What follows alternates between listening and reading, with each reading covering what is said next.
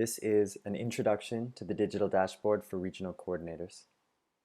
We're going to be walking you through the dashboard for the most basics, so you're able to use it for the regional coordinators checklist. The first thing I want to draw your attention to is using filters, which you can see on the top of the screen here.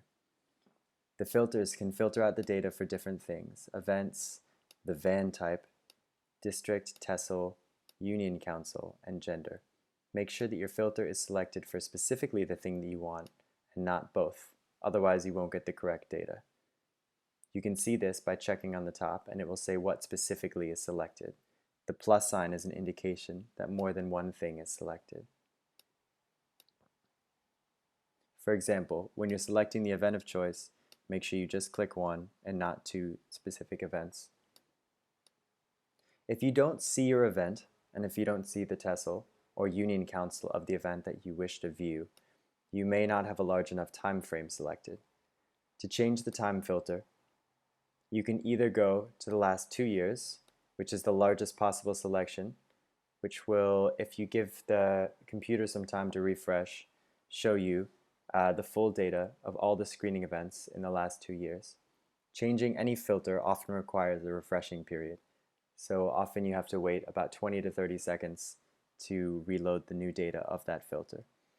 You can either use the largest possible filter to view the most events, or if you want to find something more specifically, you can also use the time filters to view a very specific time range if you know when your chess camp was held.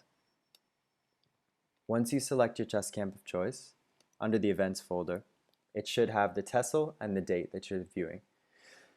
A different nomenclature could require intervention with your district field supervisor. From the event selection,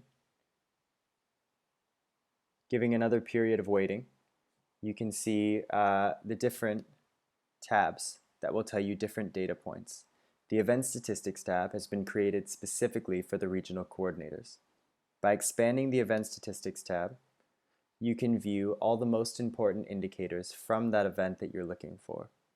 So you could compare this with the paper requisition forms that are found from each chess camp to make sure that the proper amount of patients were screened, the proper amount of presumptive patients, the proper amount of B-positive patients, and so forth.